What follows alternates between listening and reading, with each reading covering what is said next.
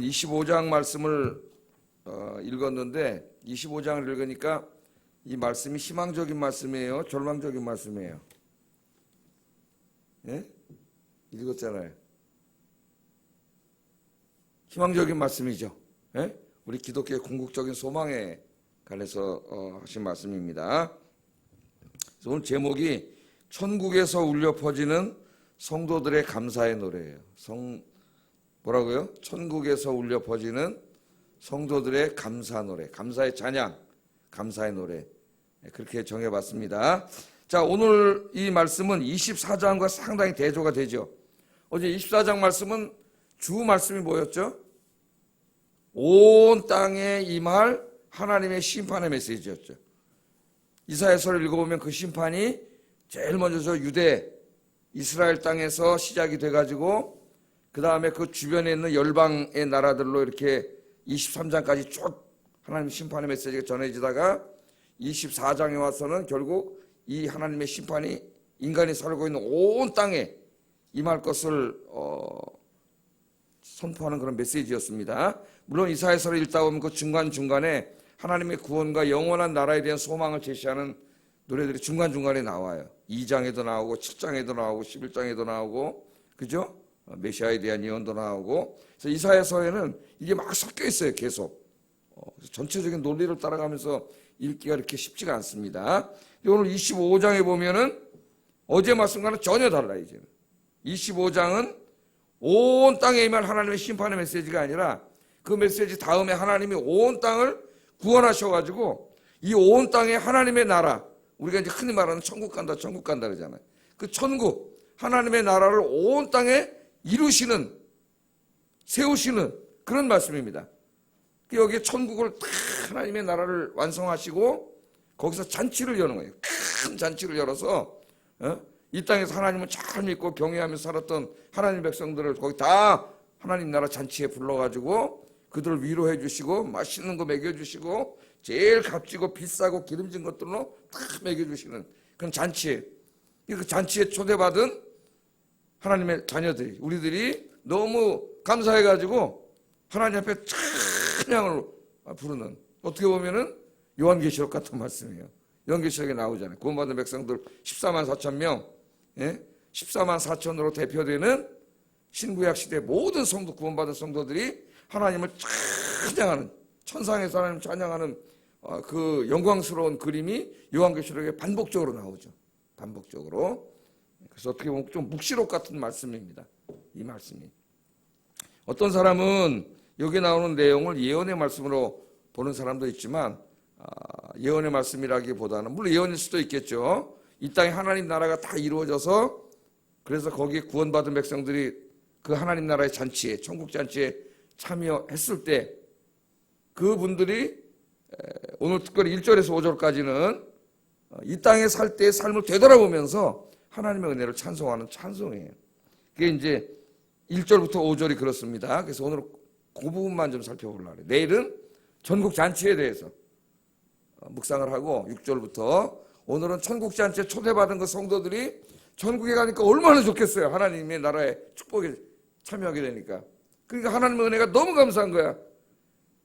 특별히 이 땅에 살 때 이 삶을 되돌아보니까 이게 하나님이 결국 나를 천국에, 이 하나님 나라의 축복에 참여하기 위해서 그때 고난도 주시고 하나님의 인생을 이렇게 이끌어 오셨구나.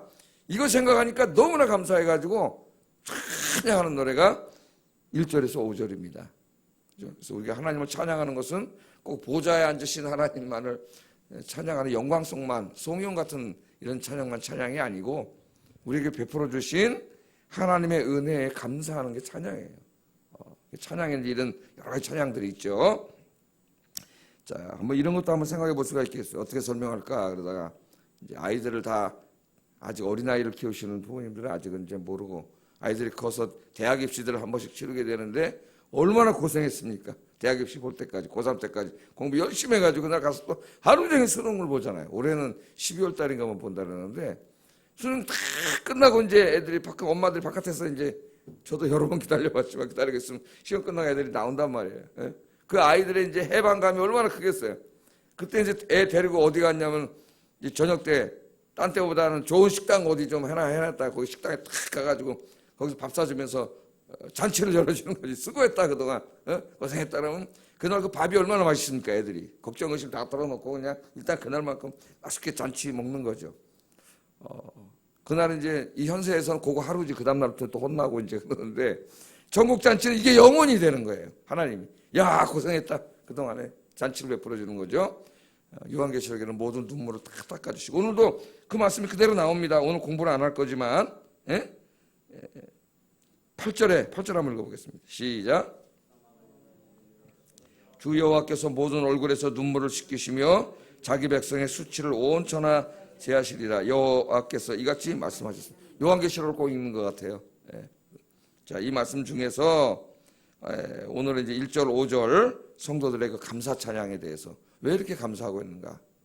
단지 지금 천국에 내가 하나님 나라의 축복에 참여해서 그 제일 감사한 거죠. 사실은 그것만이 감사가 아니라 오늘 감사는 딱 참석해서 하나님 앞에 구원받고 하나님 나라 잔치에 참여하고 보니까 자기가 이때까지 한평생 살아왔던 이 나라에 오기까지 이 땅에서 살아왔던 삶이 이게 다 하나님의 은혜였구나. 그 순간순간은 다 이해하지 못했지만 결국은 나를 이렇게 이 축복에 참여하기 위해서 하나님한테 베풀어 주셨던 이걸 깨닫게 된 거예요. 그래서 감사 찬송을 하는 겁니다. 그래서 한 세 가지로 나누어서 좀 한번 생각을 해보겠습니다. 자, 첫째는 바로 그겁니다. 자기 한평생을 되돌아보니까 힘든 일도 많았고 고통스러울 때도 많았고 때로는 불평할 때 그래서 불평했죠. 하나님 앞에. 왜 이렇게 나 힘든 일만 있느냐? 왜 이렇게 내 기도에 빨리빨리 응답 안 해주시냐? 왜 내가 계획 세운 대로 일이 잘 안 되냐? 왜 경제적으로 이렇게 어렵냐? 왜 이렇게 아프냐? 그 순간순간 다 이 고통 속에서 그렇게 했지만 천국에 와서 돌아보니까 그게 다 하나님의 은혜였네요. 하나님이 나를 이 축복을 주시기 위해서 내 인생에 베풀어 주신 다 섭리였어요. 섭리. 그래서 그걸 찬송하는 겁니다.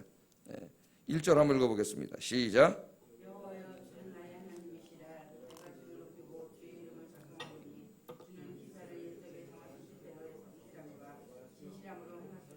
네, 자기 인생을 되돌아보면서 몇 살 살고 여기까지 왔는지는 뭐 사람마다 다르겠죠. 어떤 사람 100살까지 이 땅에 살다 온 사람도 있고 한 50살까지 살다 온 사람, 한 80살까지 살다 온 사람이 있고 요새는 한 80은 다 넘게 사시는 것 같아요.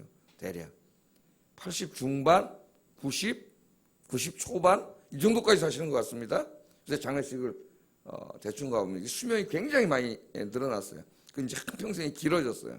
근데 그 한평생 자기가 살았는데 다 그 한평생 두 가지를 강조합니다. 어떻게 했어요? 하나는 하나님이 정하신 뜻대로 내 인생을 이끌어왔다는 거예요.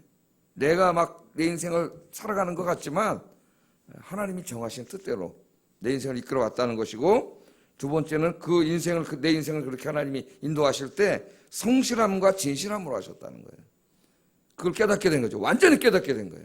감사하는 거죠. 여러분 우리 지금 이 땅에서도 그러잖아요. 힘든 일이 있고 고통스러울 때는 잘 깨닫지 못해. 그래도 하나님의 섭리가 있겠지, 뜻이 있겠지. 믿음이 좋은 사람은 그러면서 고통 속에서 이렇게 새벽에 나와서 기도하는 거죠. 오늘 새벽에도 비가 너무나 많이 오길래 오늘은 과연 새벽기도 나오시는 분이 있을까? 그랬더니 이렇게 믿음 좋은 분들이 많습니다. 할렐루야. 예, 오늘은 또 우리 하나님이 특별한 응답을 주셨으면 좋겠다는 생각이 들어요. 이 비를 뚫고 오셨으니까 하나님이 뜻대로 다 성실함과 진실함으로 내 인생을 이렇게 다 이끌어 오셨구나. 그걸 깨닫고 감사하는 거죠. 우리는 뭘 믿어요? 제일 중요한 게 창조주 하나님을 믿어요. 이 우주의 근원과 인간의 근원이 생명의 근원이 하나님이시다. 이거 믿는 거죠. 여기 이제 나가서 애들이 학교에 가면은 그거는 신화다, 거짓말이다, 진화됐다 이렇게 가르쳐요. 그러니까 기독교의 최고의 적은 학교예요. 어떻게 보면 학교에서는 성경의 진리를 완전히 부정하는 거죠. 왜? 진화에 따르니까 하나님 창조에 따르지 않으니까. 자, 이걸 우리가 하니까 두 번째는 하나님이 창조하시고 어떤 사람들은 유럽의 많은 지식인들은 창조를 하셨다는 건 믿어. 그런데 창조하셔놓고 하나님은 어떻게 했어요? 완벽한 우주로 기계처럼 시계처럼 다 창조하셨기 때문에 하나님 이제 초월해 가셨어요. 저기 더 이상 간섭 안 하셔. 시계 하나 만들어 놓으면 시계공이 시계가 지 혼자 알아서 잘 가잖아요. 이렇게 흔들면 돼요. 흔들어주기 하면 지가 알아서 탁탁 가는 것처럼 기계적인 우주론이죠. 우주를 그렇게 기계로 만들어놨기 때문에 스스로 작동해서 하나님이 팔짱 끼고 있다고 믿어요. 그걸 이제 이실론이라는 다 이실론, 유럽의 지식인들이 그 이실론으로 갔다 그러면 무실론으로 갔어요. 왜냐하면 무실론으로 가는 중간 단계, 마귀의 꼬임에 넘어간 거예요.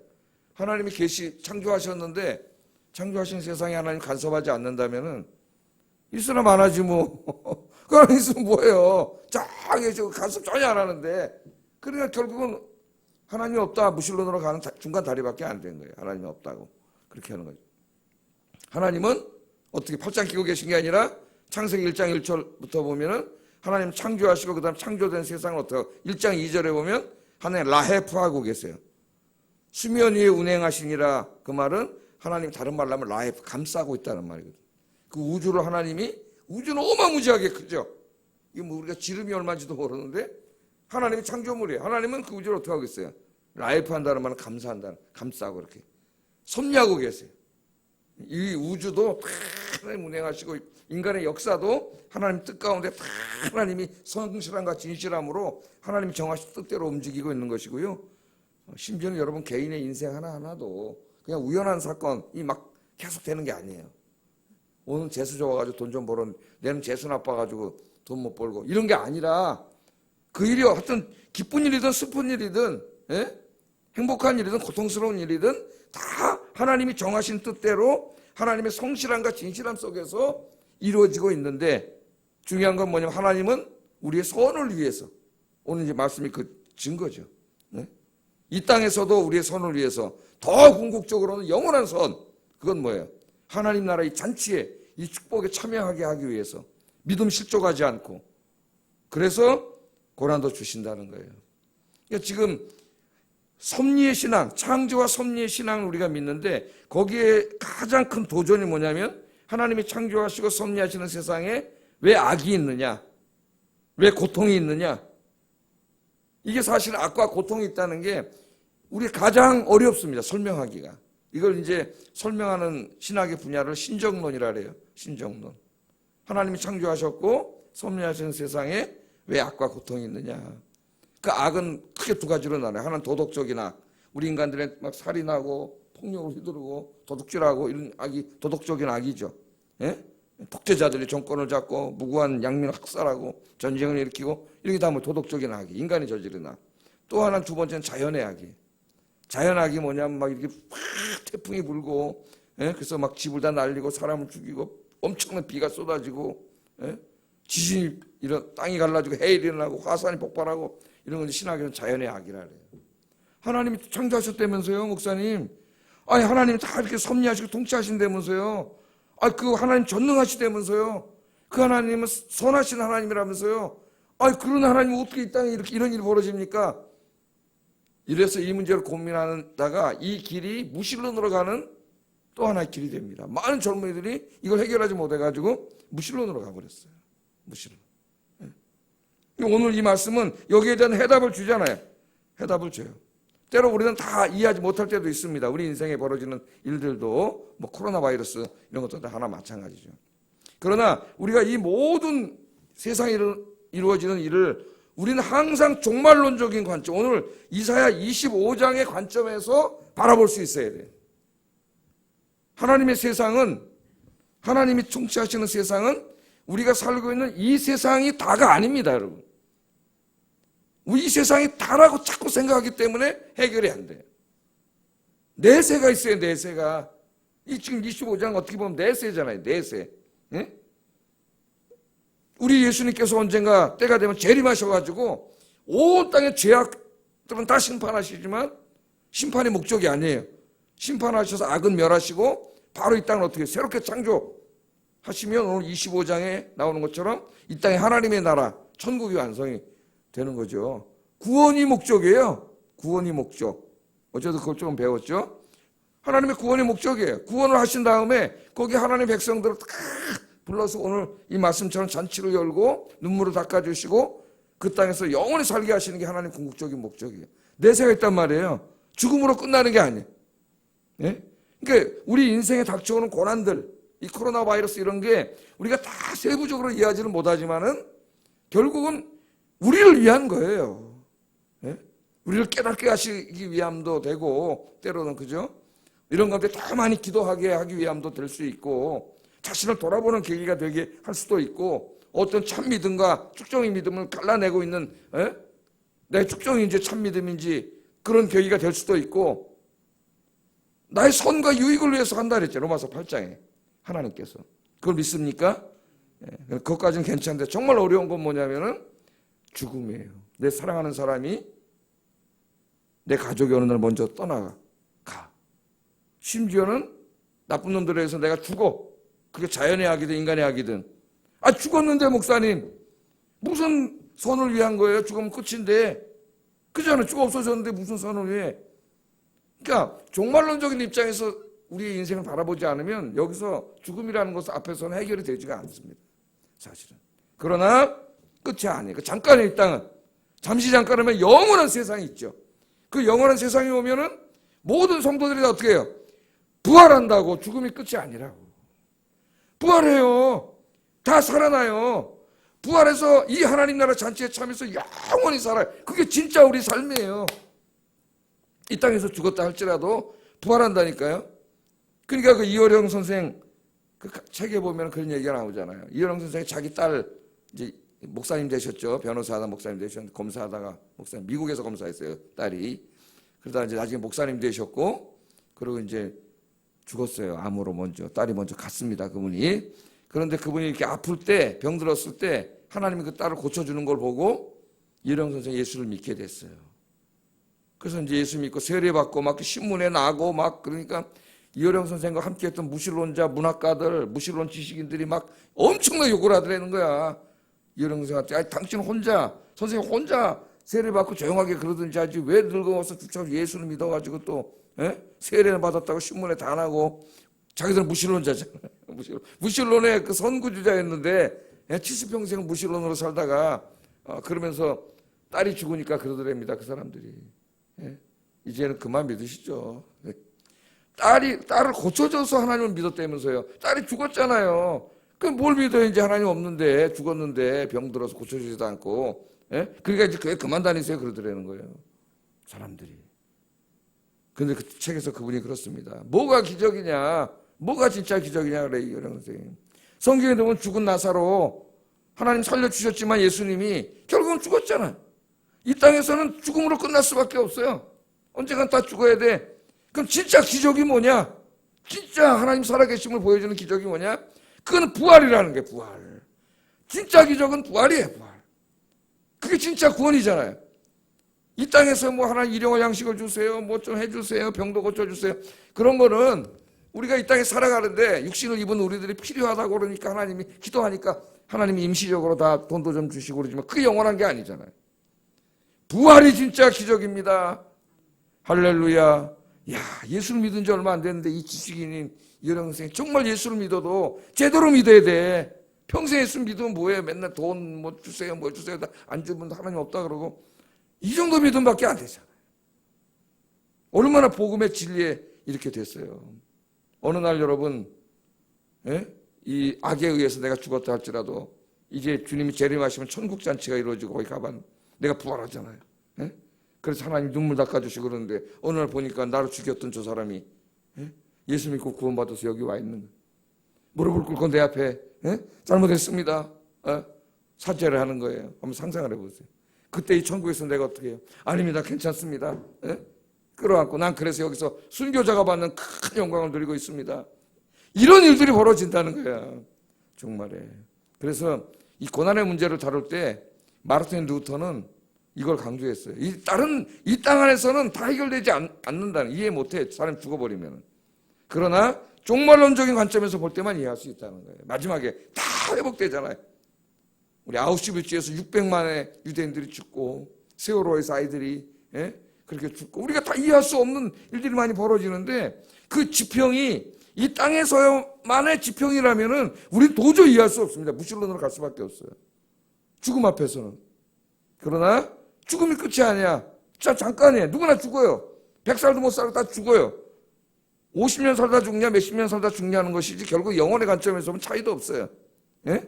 그 중요한 건 뭐냐면은 부활한다는 거예요. 부활한다는 거예요. 이 천국 잔치가 열린다는 거예요. 이게 우리의 소망이에요. 궁극적인 소망. 이 신앙을 가지면 이 땅에 일어나는 모든 일을 다 이해할 수 있습니다. 우리가 완벽하게 못하더라도 하나님의 섭리, 그것을 지금 어디서 깨달은 거예요? 천국에 참여하고 보니까 하나님이 그때 그 일들을 다 그래서 그렇게 하신 거구나. 예? 순교자들도 그 순교를 했기 때문에 내가 오늘 여기서 큰 영광을 누리고 있구나. 그래서 감사 찬양. 그러니까 하나님 앞에는 사실은 믿음이 성장하면은 모든 게 감사해요. 그 신앙이 꼭 천국에 가서 이렇게 깨닫는 신앙이 아니라 지금 여기서도 깨닫고 매일매일 감사 찬양할 수 있는 여러분 되기를 주의 이름으로 축복합니다. 그게 진짜 신앙이죠. 진짜 신앙. 성숙한 신앙이. 예? 그렇게 될 때에 항상 기뻐하라.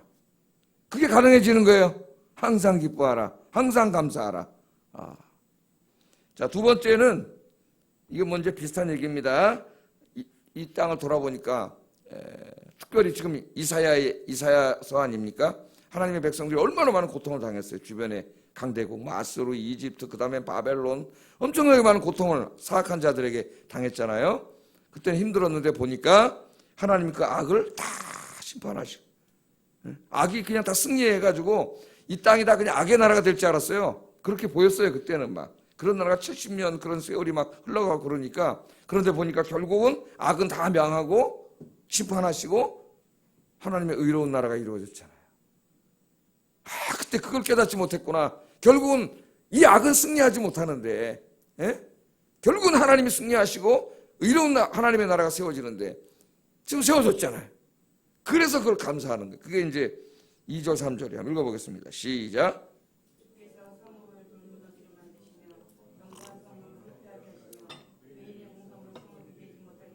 영원히 건설되지 못하게 하셨으므로 강한 민족이 주를 영화롭게 하며 포악한 나라들의 성읍이 주를 경외하리이다. 여기 이제 마지막에 강한 민족이 주를 영화롭게 하며 포악한 나라들의 성읍이 주를 경외하리이다. 이 말은 그들이 하나님을 믿었다는 말이 아니라 하나님이 그들의 성에 그들의 나라의 심판을 하실 때에 그들이 정말 여호와 하나님을 두려워하게 됐다 그 말이지 믿었다는 말은 아닙니다.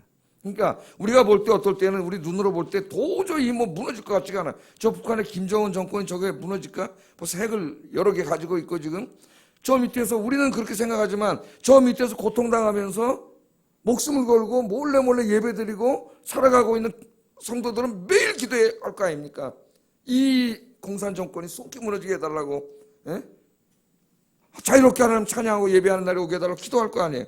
근데 눈 뜨고 보면 저 도저히 무너질 것 같지가 않아. 핵은 자꾸 개발하고. 그렇지 않습니까, 여러분?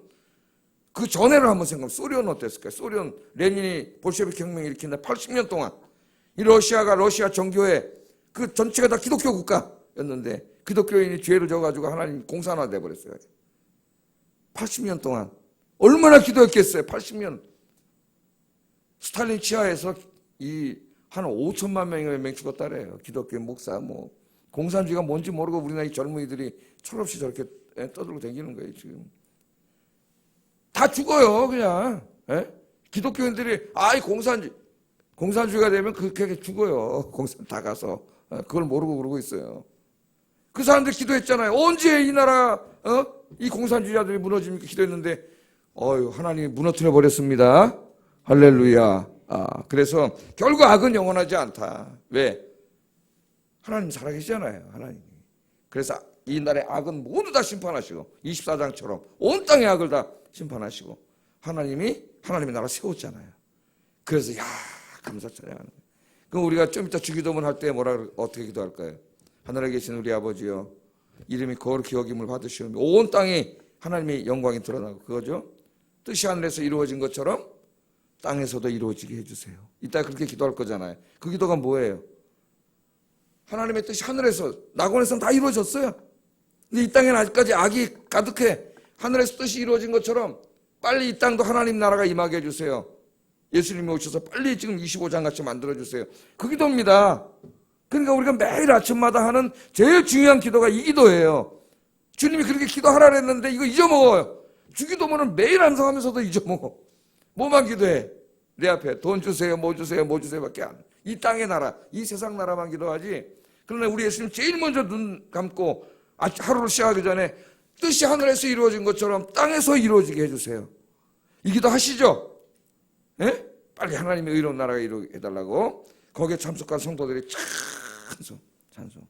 우리는 아직 그 나라는 완전히 이루지 못했죠. 들어가지 못했지만 이 믿음을 가지고 있기 때문에, 믿음 속에서 지금 여기서 악이 판을 치고 있지만 이 가운데서도 언젠간 하나님의 나라가 이루어질 걸 믿고 미리 매일매일 믿음 안에서 감사 찬양할 수 있기를 주의 이름으로 축복합니다. 그 다음에 마지막으로는 그 고난 가운데 살 때에도 가만히 돌아보니까 하나님이 다 지켜주셨다는 거예요. 하나님. 그러니까 여러분, 오늘 하루하루 여러분 삶 속에 누가 지켜주세요? 하나님 지켜주세요. 4절 5절 한번 읽어보겠습니다. 시작.